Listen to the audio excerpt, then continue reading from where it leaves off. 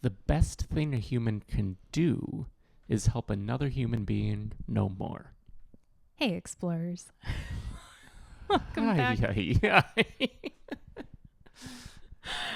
Hey, explorers. Welcome back to Useful Not Famous, the show where we explore the ins and outs of running a profitable business and strive to be the most useful people you know. My name is Amara.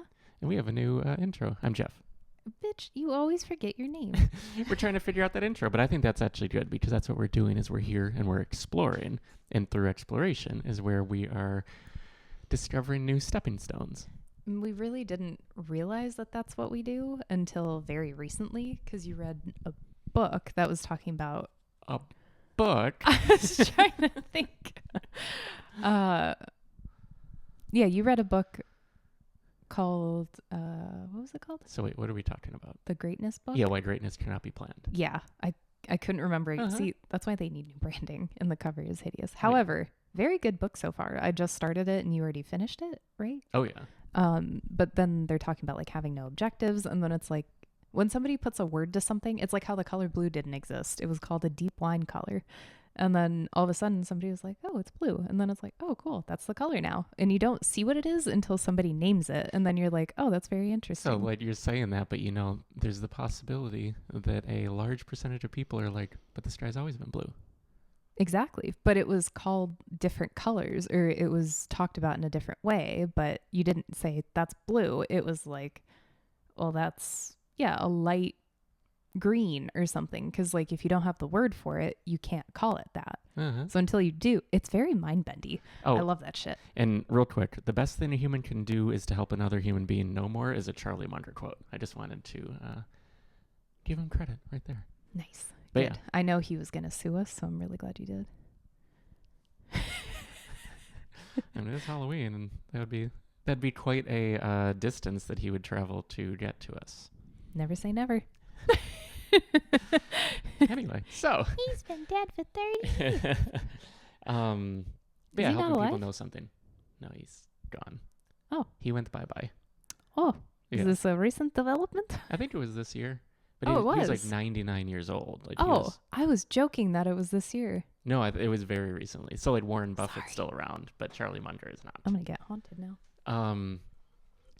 But yeah, so Talking about objectives. yeah, That's we want my to be the object. most useful people you know. Yes. And that's the whole thing is sort of like trying to always share knowledge and just explore new things. But you just Me? came across sort of the film history. And that was something that was interesting. Like Spoiler who... alert. That wasn't going to be my punchline. Okay, well, then...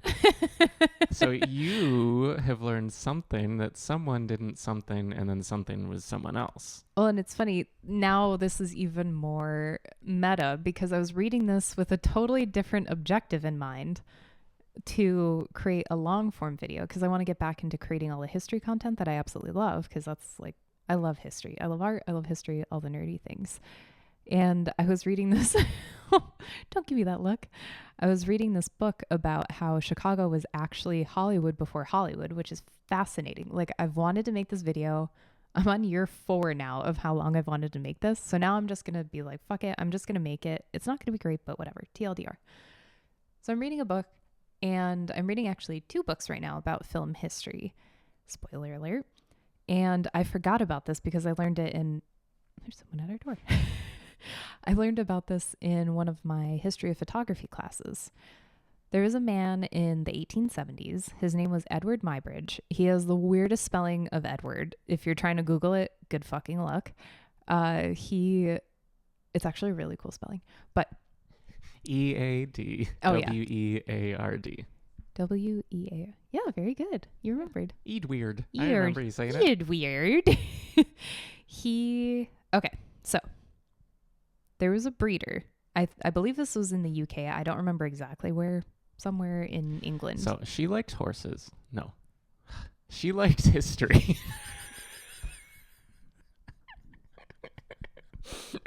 Okay. She likes history. And she wants to give you a few of the details. Okay, this bitch likes horses. When have I ever said I like I meant horses? history. I was like, I do? Doesn't matter if it's in the UK. Let's just I'm setting the I framework know. in case somebody else who's listening is into history. So this is the funny Okay. part is when it comes to history, you get really nervous that you're going to say you want to give all the context because you're afraid of historians who are poopy sometimes. Not only that, but I'm also like, when I ask you like, oh, what year did that happen? And you're like, I It know you're going to doesn't fucking ask what year or where, but because for me, I like to place it in what I already know about certain locales or time Well, yeah. periods or whatever. In relation to, and I'm the programmer. I think like a Yeah, programmer. you just want the facts So, well, without efficiency. names, dates. You just want to be like, this was a cool thing. And you're like, cool, done. Because I like horses. To be clear, I don't like horses. I don't hate horses. You don't have but a horse in that race. Okay, anyway, let's just get to the fucking story. So, back in the 1870s, I believe it was in England, a guy named Edward Muybridge, that's also a weird spelling, he took photographs. This was very, very early in photographic history. So, the photos were literally just born talking in a circle. So there was a guy who was a horse breeder nearby, and he wanted to better optimize his horses. So he actually contracted Muybridge to take photos of his horses. And one of the objectives of this, which there was an objective, was to photograph the horses and see if all four hooves came off the ground at the same time, or whatever variation of hoofage there was. Feet. Hoofs. And what happened was, through like a whole series of trial and error, they finally got the photographs, and Muybridge had a series of them in order. So you could see the horse going in order, like how you know, like a flip book, where you flip the pages and it has each individual step that you need for your eyes to create a moving image. Muybridge also had a zoopraxiscope, I believe is what it was called. And he put all the horsey images in it. And when you spin it, it's like a carousel. So then you look through a little viewfinder. I'm pantomiming all this. You look through a little viewfinder and you see the horse gallop. So it's a moving image. It's a moving series of images. That was the first ever movie, which is what moving image is shortened to. He didn't go out. Basically, the point of this story is he wasn't trying to create film history, or he wasn't trying to invent video or what have you, but he was the first stepping stone in getting to film, because then eventually people started creating their own versions. They created projectors. It was at the World's Columbian Exposition, and then Edison was already working on something, and that was a whole to-do. But I just thought that was so fascinating with our conversations about objective that we've had. And there was a goal of, I need to capture this horse and see if its hooves come up. But it was a very different outcome of, I just changed the world, like, completely. So I think that's the thing. So this isn't a story of no objective, but the thing that wasn't the objective became the thing. So I think and that also just sort of showcases how the greatest things we do and achieve and create will almost universally come from not having an objective, but pursuing something anyway. So if his objective was to make video, the science is sort of there that he never would have. And he was interested in photography because he learned about it since it was very new. And he was like, oh, how does this work? Like, how do you make this? So there was a curiosity, an exploratory nature. And then somebody asked him, like, oh, can you actually do this for me? It's like how our businesses have always functioned. Wait, did you say that it was a bet? Did you actually say that No, it wasn't part? a bet. Oh, that's what you said the other day. I thought it was, but it's like an inside bet, but not really. Yeah. So, no. On the historical record, no. So, but it's no. Well, it's one of those anecdotes where it's like, and there was a bet, but it's like, that's what the story is. But officially on the historical record, it's just, this is what it is. What is a historical record? I don't fucking know. Why are you asking me stupid questions? No, What does that actually mean, though? No, just like on the record, like what you can actually verify as fact. But it's like how you have all the stories that surround different things.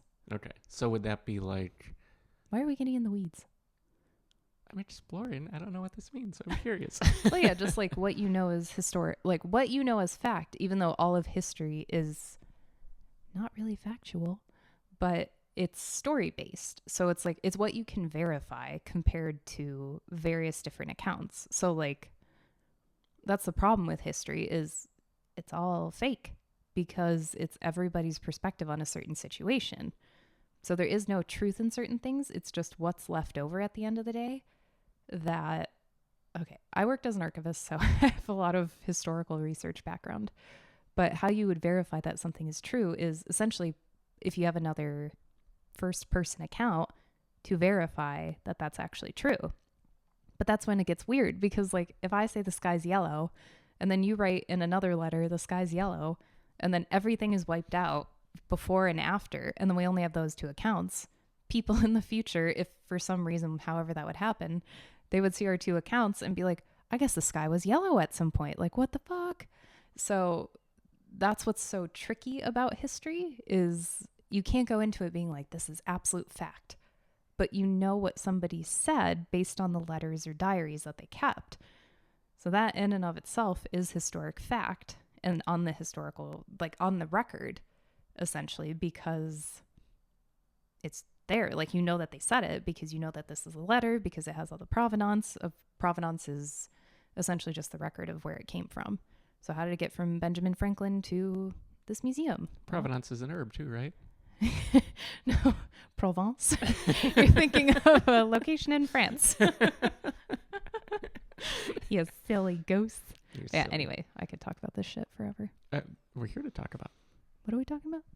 all of the everythings. Oh, I guess we have no objectives, so we can talk Exactly. about whatever. Yeah, that's why I was just curious. I'm like, what is the actual historical record? What does it Well, mean? and I made up that phrase. Like, I don't think that's an actual phrase, but it's just what you can prove. Mhm. So that's why. And can you prove anything ever? No. Like, that's what's funny. Because I shit you not, if you read any historical anything and you look at the footnotes, so it's those little numbers that are like tiny, tiny, tiny by a sentence, go to the back of the book, find the number, find whatever book, journal, article, whatever it came from.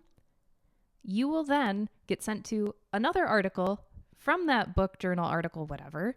And it just keeps going. Like, everybody builds on everybody else's work.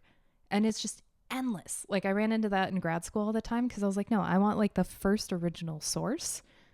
It's impossible to get to because it's like, well, Susie said this, and then Susie based it off of Bobby's work, and then Bobby based it off of Jean-Luc,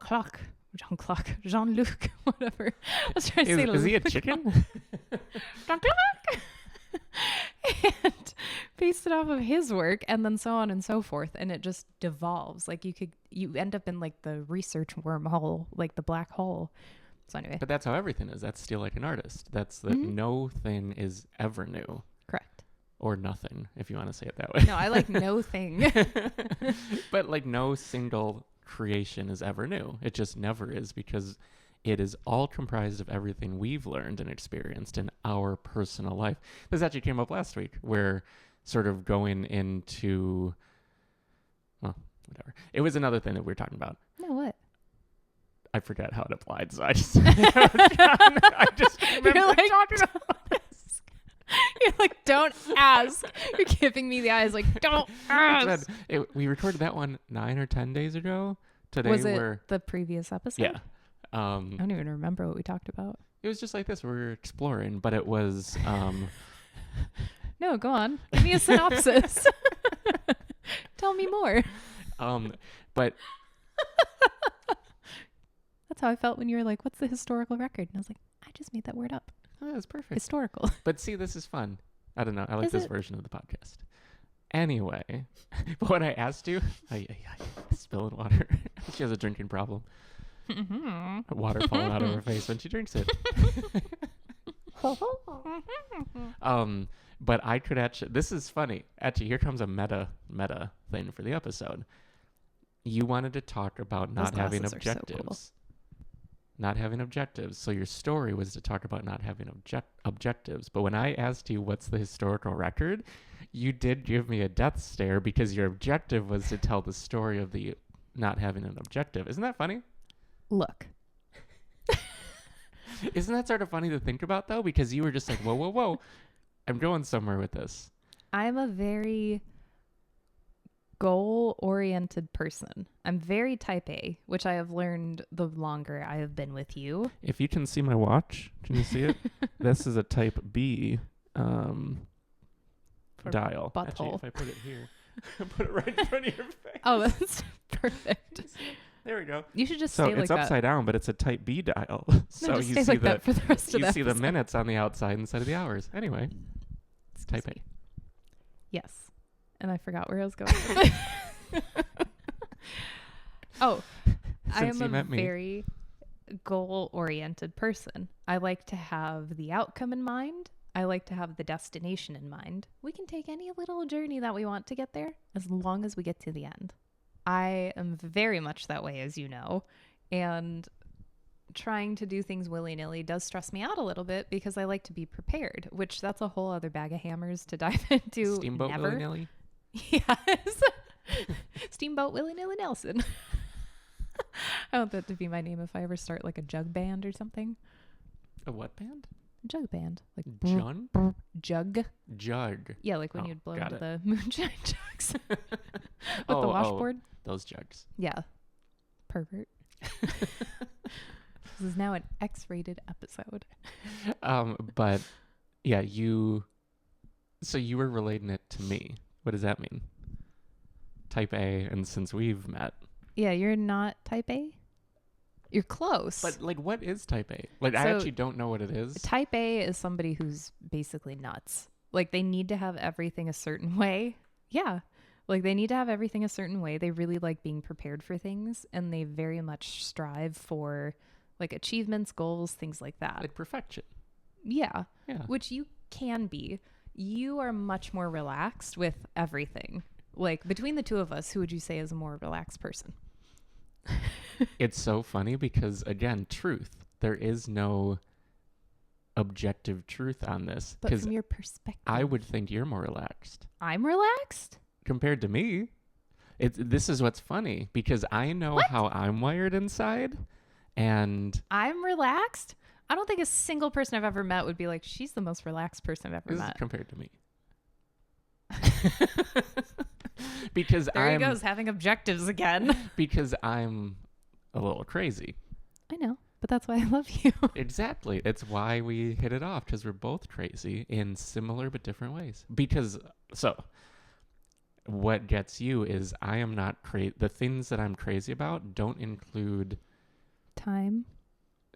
I mean, I love my watch, but timeliness, You like Being like- timekeepers, however, you are not a timekeeper. time measurement. Yes. But I don't And I don't place say- importance in like timeliness of certain things. My importance is placed elsewhere, and I am crazy about that. Yes. Which, yeah, I don't say type B as a bad thing. I say it more as like you enjoy the journey, not the destination more. But it's a learned thing. So this is the Yeah. interesting, because you're also, I'm What's like 10 so- steps behind you on but this journey. it's interesting because you describe the me that you know, not the me who, this is so crazy, the me who I know I am inside, because I've never been the calm, relaxed person. I've always been the like crazy kind of thing. Do I even know you? Well, that's what's funny is you know the evolved version of me. Yeah. Isn't that like interesting? So like I still am that like kid who is worried about every little thing and like Yeah, which I do know that to some respect. no, I know. But in my head I'm more that. So like I see you as more relaxed. That's weird. Isn't that interesting? Yeah, I would never think of myself as relaxed because my brain is constantly going. Like that's been a problem is I couldn't Clearly I don't have that problem at all. but like I couldn't sleep in the middle of the night because my brain would just be going. And that's even when I cut out caffeine too. It would still just go. So Yeah, and that's see, interesting. So the only difference I think between the two of us is I've The only difference. you jug band and then so No, I'm not going to say it. so the I hope you didn't hear that. The only difference dot dot dot Dramatic pause. is so you're the version of me post like stoicism. They're going to say post 9/11. No, yes. I mean, it is technically for all of us. However, you know the version of me after stoicism where like I say there's no utility in worry so much, not because it was just like wired into me. It's because I found how important that is for me, like maybe 10 years ago or 15 years ago. Oh, more than 10. We only met 10 years ago. Ooh. So like 15, 16 years ago when I found stoicism, and I was just like, oh yeah, these are the same problems people have dealt with for 2,000 years. Now 2020 years. 25 years. A lot of years. Welcome back to COVID. Now we're going to get marked with that little, like, the CDC. You're guidelines. the one who said it. I didn't. But it was the same problems always. And back then, it was all the philosophers saying there's no utility in worry. When you worry, you're simply suffering. And then if the thing happens, that's when you would suffer. If the thing doesn't happen, you suffered needlessly. So this is something for me that, like, I say it a lot, only because it's so important, because I'm like, I was always the worrier about everything. So now here's an interesting thought. Uh-huh. Going back to objectives, I feel like part of where worry comes from is because you have an objective, or what we've said before is having an expectation of what you want to happen. So let's say there's somebody that, you hang out with, they're kind of a downer, but you're like, well, I'll hang out with them anyway, and hopefully it's going to be a good time. You're going in with an expectation, which could also be an objective, of how do I make this a better time, or how do I make it end quicker? So, and I would even say more than likely this is going to suck. Yeah. Because that's what you say. Yeah. Have conventionally said. All the time. Yeah. But like that is sort of the sentence that you would say. And so expectations. But then I would be like, okay, how do I make this better for me? Because like they'll have a good time because that's just what they like to do, is complain about every single thing under the sun. And that's fine. But then I'm like, okay, how do I make it a better experience for me? Which is normally food related. However. But yeah, that's interesting. So what's so funny too is this thought, like so many people are negative, and I feel like what we're saying now isn't even our current day. So if anyone's listening thinking like, oh, is this me? This is more years ago, before we knew anyone who we even know now. Isn't that funny? But like I know sort of the archetype of a handful of those moments that you'd be describing, and it's way from the past. Yeah, because it would just be like, okay, how do I make this suck less? Yeah, was always the objective. Mm-hmm. But it's interesting I just wanted to say real quick, because you said expectations objective, and like we haven't connected those two, but I do think that's very directly, like maybe they're synonyms, I don't know. It does feel like it, because then what is worry? Like, where does worry come from? And you're worried, like you have worry because you're living in the future and already sort of trying to predict what's going to happen, I believe. Or no, it is like, it's time travel basically, where you're not even, I was going to say trying, but you are just going into the future and you're like, this is what's going to happen. It's going to be terrible and I don't want to do it. Point blank. Because worry isn't a positive emotion. So we'll just go with the negative. So then if you don't have an objective, I don't know. See, this gets interesting, because then it's like, okay, well, how do you diminish worry, or how do you get rid of worry? Because let's say you do still have to see a certain person that you just can't stand seeing. How do you not worry about it? Or can you not worry about it? Because you'll sort of dread it. But then. So I think, like for me, the no utility in worry does help. Just thinking that? Or do you have certain like... Like knowing that. Because I feel like this it's is a all very common issue for a lot of people. Well, is yeah. like, okay, well now I have to deal with Uncle Bobby who's a creep. Like, how do I get Yeah, around like that? whatever it is. Because see, there's also the thing where you can just disconnect too. I think knowing. So when I started saying everything's made up and nothing matters, the number of people who actually were like, that's really good. Like, not anything, but just how they hadn't thought about it that way was interesting to me, because that's sort of my interpretation of Stoicism, is because literally everything's made up. Like, our names are made up. I always say, just like the pavement we walk on outside and drive on is made up. We're supposed to just have soil, just whatever. Probably not even grass, depending on where you live. The sounds that we're making right now are made up. It's made up in a way that we understand what they mean across. Hey. But there's only a few things that aren't made up. See, this is the weird thing. So what's objective truth? Like, a watch measures time. But does it? Well, this is the thing. Like, time is passing. We call the passage of moments time. So a watch measures it, but we've chosen the frames of measurement. Well, yeah, does time actually exist? Because it doesn't, but there are math equations to suggest that there is time. So, and I would say, even if you pull math out of it and go further back, the sun going up and down and things that we would just observe, like that does measure passage of time. But how do we know that the time is changing with it? I guess seasons, that helps, because okay, now it's getting colder out, so this is a different part of the year that we're in, hence why people started timekeeping, like making calendars and things and tracking celestial bodies. So I guess there is... Really got a celestial body? I think that was the name of a strip club, I'm pretty sure. Perfect. I have no idea. Or no, heavenly bodies, that's what it was. Oh, yeah. Anyway, not celestial. I was like, people can't even pronounce that, probably, the people that are going there. Anyway, this episode's all over the place. So there is, I guess, truth that time passes. However you want to measure it is subjective, because there are tons of different calendars and then different ways of keeping time. Now, obviously, with globalization, everything's almost exactly the same across the world. Like, obviously, certain peoples don't keep time in the same way. But that's interesting. Like, we all say there is a passage of time, because also we get older, because gravity is pulling shit down, and then we go gray, and then it's like, oh yeah, she has had a lot of passage of time.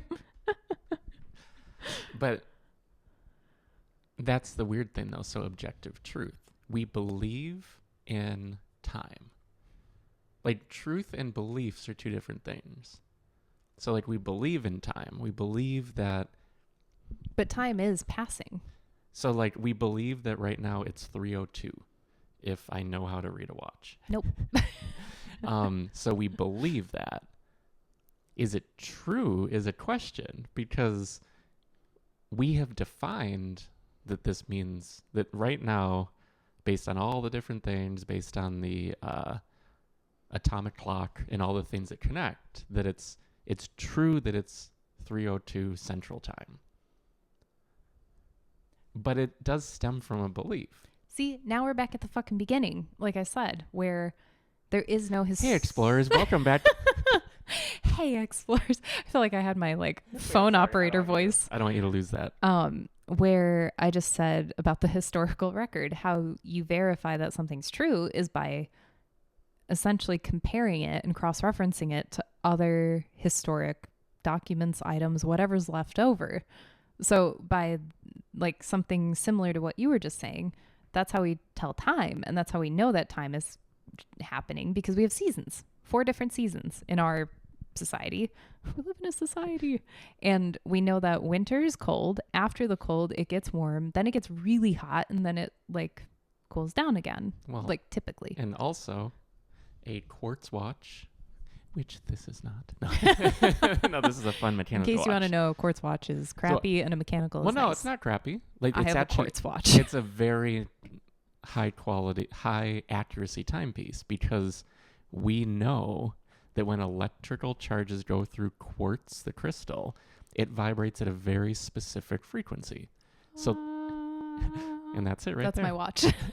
So that's how it keeps accurate time. The same thing works for an atomic clock. We know the exact pacing that the atoms are vibrating or whatever it is sort of in detail, but we know that as a scientific fact. So then the rest is all relative to that. And you were starting to say it's all relative to what we know. And like even Sure. measuring time is relative to, I mean, Theory of relativity. I know. I see then we're That's what I getting was into all thinking. these things. Yeah. But yeah, objective truth, there sort of is no objective truth. Everything's made up and nothing matters. So why worry? And so this gets down the path we don't like. It gets sort of the mindset. Because like, so for us, mindset is step one. Like, just know you can do whatever you want to do.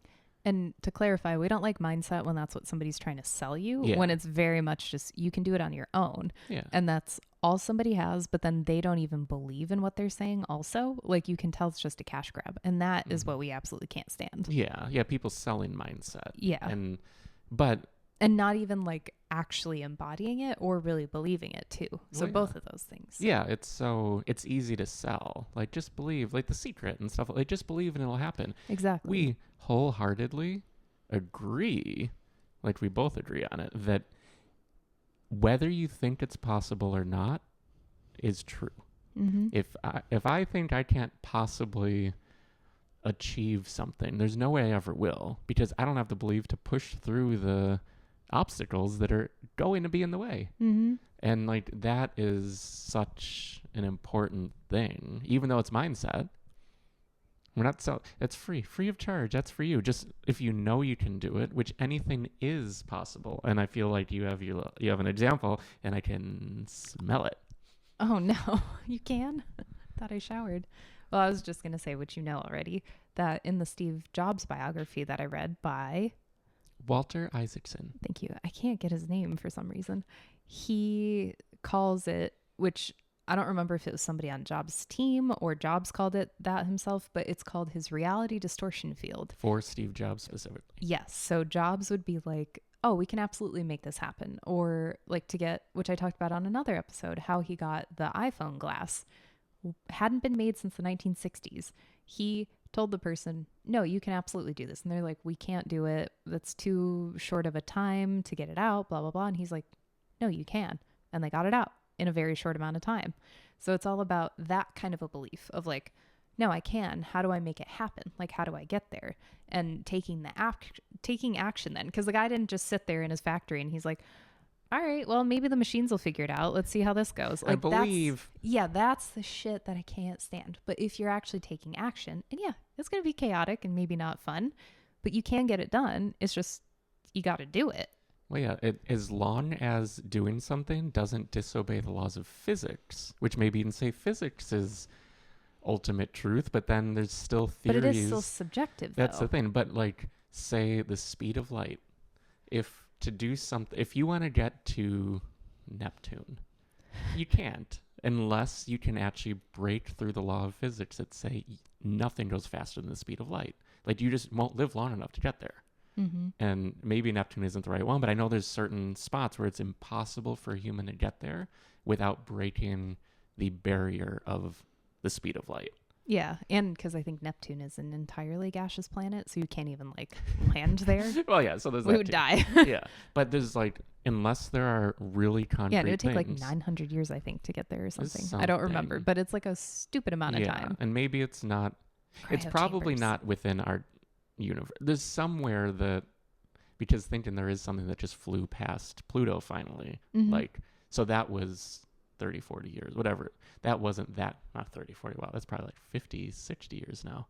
Hmm. But either way, depending on how old you are, you couldn't get that far out, even if you went on this little craft. But basically, if you don't have to break the laws of physics, it's possible. Yeah, which there are very, very few things Yeah, like in our everyday. Yeah, where what are you would trying break to achieve? physics. It's like, okay, I like where you're going. Let's like talk this through. So see, this is why I don't worry about being on time places. Because of physics. Yeah, because I don't have to travel at the speed of light to get there right around the time when we planned. Yeah, you take the longest showers out of anybody I've ever met, and we still leave only like 10 minutes later than I wanted to leave. Like the other day when we were going to the largest corn maze in the world, I was like, okay, we're leaving at 5. You got out of the shower at like 4:58. And I was like, I'm going to kill you. And I was laughing hysterically because That's what's funny. When I get mad, I just start laughing. Well, because no, at it's each silly. other. Yeah, we other never people, get. I'm like, I'm going to kill you. Well, I don't get mad at you ever. Me? Yeah. But when you get mad at me, it's just that giggle because you know how silly it is even to be mad. Yeah. Like, and so I'm like not I was actually mad. So that was funny because I was eating an apple, and you It just looked like you were hiding behind the fridge. You're like, you just looked around the corner. You're like, we need to leave. What are you doing, you crazy person? It was 4:33, and you had said, "Oh, I'm gonna jump in the shower," and I looked because I was writing out my ideas, and then I looked and I was like, it's 4:33. He's not in the shower. He takes like 30 to 40 minute showers. Objective. So then I went in the kitchen and I looked around the fridge and you're just like nervously eating your little apple. And I was just like, sweetie. And see that, so this comes back to stoicism. What's the worst that can happen is we get there a little later and we still had such a great time. And we got all of the checkpoints. Yeah, this corn maze is very cool. It's huge. It's 33 acres and 10 miles of corn maze, and we literally went through all of it, basically. Yeah, so and they have a little like game where you punch. There's specific punches at each of like 22, 24 numbers. 24. And so yeah, you're trying to find your way through the maze using this map. This one's Back to the Future. It's very fun. There will be a video on it. But you probably won't see it because it's hyper-local. However, it's on a hidden profile. But this has been fun. I think we should wrap right there. I have so much more to say. Okay, good. But I'll save it for the next episode. Bazing! Pew, pew, pew, pew, pew. I shouldn't do that. YouTube's going to be like, those are real. Bye, explorers. Bye.